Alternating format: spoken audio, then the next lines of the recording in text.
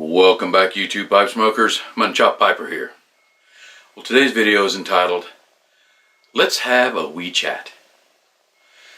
Now, I want to explain to you about why I haven't been uploading videos here lately. I've had some family drama I've had to deal with, and it was taking up all of my time, and by the time I was done and it happened mostly on the weekends, and when I got done, I just was too tired. I just wanted to relax, smoke my pipe, and watch some TV. So today I decided I was going to come home, put it to the side, and make a video and let you guys know, hey, everything's okay. I'm just having to deal with some family issues at the present time. I also want to let you know that I usually do my Blend Club video today or yesterday, but I'm going to have to put that off till next Saturday. So look forward to that coming next Saturday. Alright, so why am I calling this video Let's Have a Wee Chat? Well, I want to recommend something to you. When I would come home at night from work or on the weekends from the family drama I'm having to deal with, I usually watch Netflix. There's a show on Netflix right now called Still Game. Now, I'll explain what that means for maybe you non-English speakers. Still game means that I can still do it, or I'm still up for it. Maybe something like, hey, Mutton Chop, you want to go and throw the ball around? Oh yeah, and I would say, oh yeah, I'm still game, or I can still do that. Yeah, let's go do that. So the show is a Scottish show. It's made in Scotland, and I think it was made between 2003, 2007, something like that. And it's a situational comedy. Now, it's about these two elderly gentlemen who are retired. Now, here in the United States, whenever someone gets to a certain age and no longer works, they consider themselves retired. In Scotland, they're called pensioners because I guess they get a monthly pension from the state.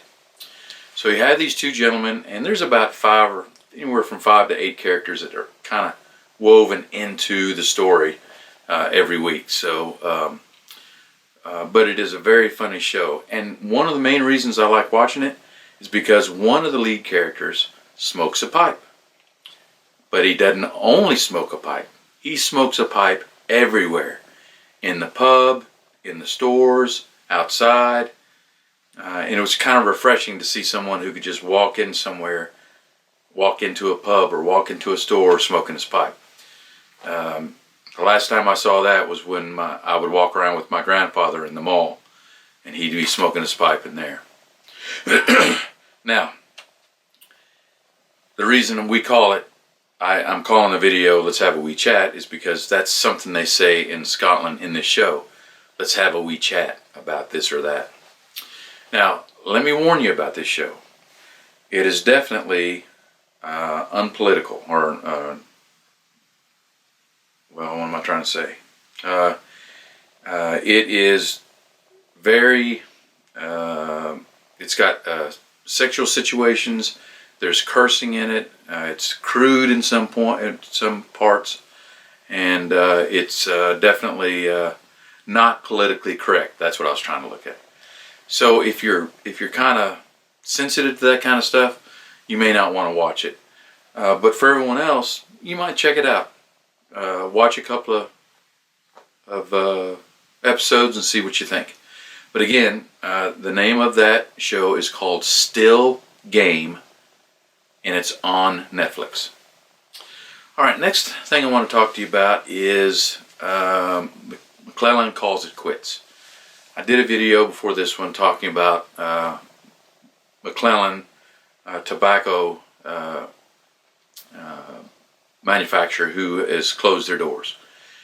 But I didn't think about it, and one of the Pipe Club members brought to my attention that they did not only make pipe tobacco for themselves, but they made it for other companies as well.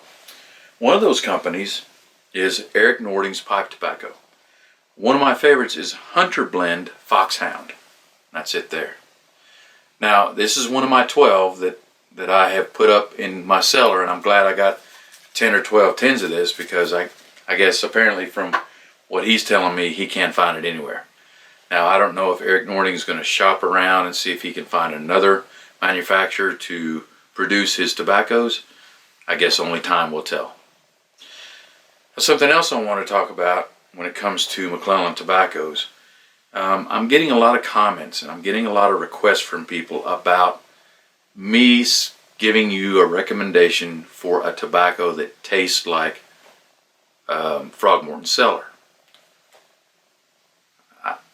I can't. I can get close, but Frogmorton Cellar was such a unique tobacco with that stoved piece of wood that was in there that had whiskey or some kind of alcohol on it that would kind of seep into the tobacco and give it that unique taste. As far as I know, there's not a tobacco that's comparable. Now, if there's a Pipe Club member that knows of a tobacco that's really, really close, if you could give me that information, then I can pass it on to those that request it. But like I said, I can get close. I can give you suggestions of tobaccos that are close, but won't be the same as Cellar.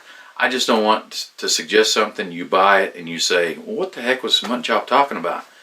I don't like this stuff at all. It doesn't, not even close. So just keep that in mind. I can give you suggestions what I think might be close to it, but it will never be the same as Frogmorton Cellar. Alright, the last thing I want to do is I want to ask you a question. I want to ask you, what is your favorite flavor of tobacco? What is your most favorite flavorful blend? Are you an aromatic smoker and you love vanilla? Or do you like caramel or licorice? Are you a non-aromatic smoker and you love Orientals? Or you love Latakia? Or are you a individual that really loves vapors, Virginia Perique blends? Now, as all of you know, if you've watched a lot of my videos, I enjoy Oriental forward English blends. What that means is there's more Oriental tobacco in that blend than anything else. But it does have Latakia and it may have Perique. Now, my two favorite tobaccos, just so you can get an idea, if you're saying, well, Mutton Chop, give us some examples of those two tobaccos. I've done a video called My Most Favorite Blends of All Time. And my two most favorite blends off that list is Seattle Pipe Club's Plum Pudding, that was number 2, and number 1 was GL Peace Maltese Falcon. Now that will give you an idea of that Oriental forward tobacco that I really love so much. But those are the two of my favorite blends.